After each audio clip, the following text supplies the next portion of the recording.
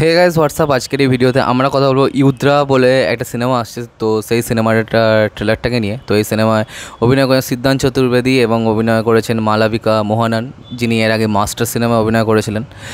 তো master cinema তার কাজ কিন্তু আমার বেশ ভালো লেগেছিলো। এবং এই সিনেমার ডিরেক্টর হচ্ছেন রবি উদয়াবার, যিনি মম সিনেমাটা বানিয়েছিলেন, অর্থাৎ শ্রীদেবীর মম সিনেমাটা। সেটা কিন্তু খুব ভালো একটা রিভেঞ্জ ড্রামা ছিল এবং সেখানে কিন্তু খুব ভালো ইম্প্যাক্টফুল পারফরমেন্সেস ছিল এবং সেখানে নওয়াজুদ্দিন সিদ্দিকীর ক্যারেক্টারটা কিন্তু আমার বেশ ভালো লেগেছিলো। তো এবার চলো দেখা যাক যে এই সিনেমার ট্রেলারটা কেমন হয়েছে এবং আরও কে কে আছে এই সিনেমা, সেটা দেখি। এই সিনেমার যে প্রথম দুটো পোস্টার এসেছিলো সেগুলো কিন্তু বেশ ভালো হয়েছিল, কারণ সেখানে একটা গোর ব্যাপারটা, একটা ভায়োলেন্ট ব্যাপারটা, ক্যারেক্টারগুলো গায়ে রক্ত লেগেছিলো এবং হাতে ললিপপ ছিল। তো সেই যে ব্যাপারটা ওখানে ছিল। তো এবার চলো দেখা যাক যে এই সিনেমার ট্রেলারটা কেমন হয়েছে। 1 2 3 স্টার্ট। मरने से पहले महाभारत का एक मशहूर किस्सा मैं आपको सुनाता हूँ। अभिमन्यु ने माँ के पेट से चक्रव्यूह में घुसने का रास्ता तो सीख लिया, लेकिन कभी चक्रव्यूह भेद नहीं पाया। काफी गर्मी है तुम लोग में, मैं भी थोड़ा गर्म हो लेता हूँ।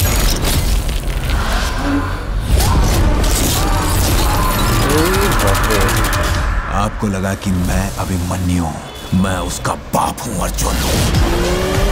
युद्रा has got a serious anger issue. वैसे आई थिंक सोचा जा सकता है। क्या क्या सोचा जा सकता है? तू और मैं एक साथ। तू अपने गुस्से को कंट्रोल नहीं कर सकता। खुद के लिए नहीं तो मेरे लिए, हमारे लिए। बिल्कुल अपने बाप पर गए हो। किरिश बिल्कुल तुम्हारी तरह था, पंगे लेने का शौक था उसे, शायद इसीलिए उसकी जान गई। ये जज को बोलेंगे प्लीज कि मुझ में जेनेटिक प्रॉब्लम है, शायद थोड़ी सजा कम ही कर दे। अबू मेरे को बोलने के, कसाई का काम अल्ले पे बैठने का नहीं होता है, काटने का होता है। फिरोज देश का सबसे बड़ा ड्रग नेटवर्क चलाता है। जो काम तुम्हारे बाप ने शुरू किया खत्म तुम कर सकते हो।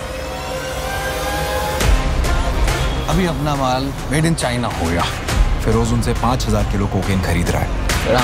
माल सफीद नहीं, हम उतरवाएंगे।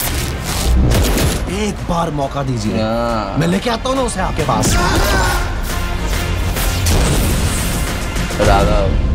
ये पहली बार नहीं है जब जिंदगी ने साथ छोड़ने की कोशिश की है, पर मौत को ये मंजूर नहीं। दोस्त है ना अपनी, एक बार पहले भी आई थी मेरी जान बचाने।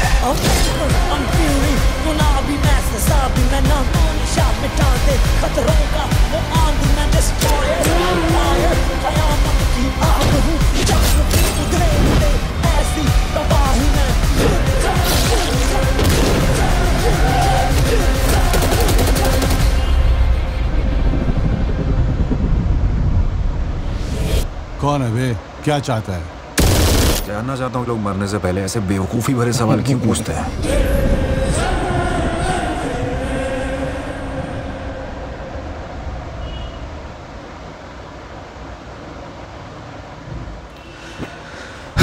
তো দেখো ট্রেলার তো দেখা হলো এবং ট্রেলারটা আমার কিন্তু বেশ ভালো লেগেছে। তবে ট্রেলারের সেকেন্ড হাফে যেখান থেকে ওই ড্রাগ লর্ডটাকে এক্সপোজ করলো, সেখান থেকে কিন্তু ট্রেলারটা খুব জেনারিক হয়ে যায়। সেখানে কিন্তু একবারের জন্য এক্সাইটিং কিছু মনে হয়নি এবং যে ড্রাগ লর্ডটাকে দেখিয়েছে সেটা খুবই, পোর্ট্রেলটা খুবই বলিউডিশ এবং খুবই জেনারিক, নতুন কিছু সেখানে কিন্তু নেই। তবে এবার দেখতে হবে তার যে অ্যাকশনগুলো সেগুলো কতখানি ওয়াকি হয়।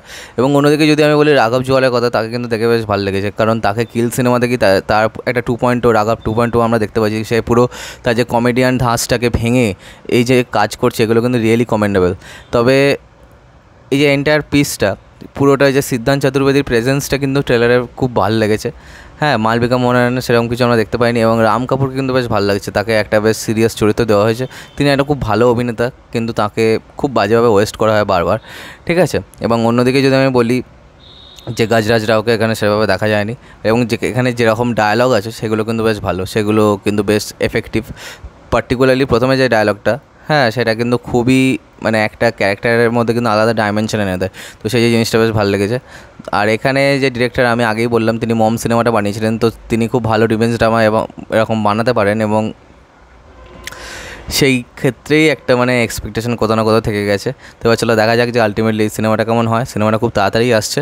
আর আজকের মতো ভিডিওটা এখানে শেষ করলাম। কমেন্ট করে জানাবে তোমাদের কেমন লেগেছে এই সিনেমা ট্রেলারটা, আর সাবস্ক্রাইবটা প্রেস করে দাও যাতে আমার সাথে তোমাদের আবার দেখা হয়। Bye bye.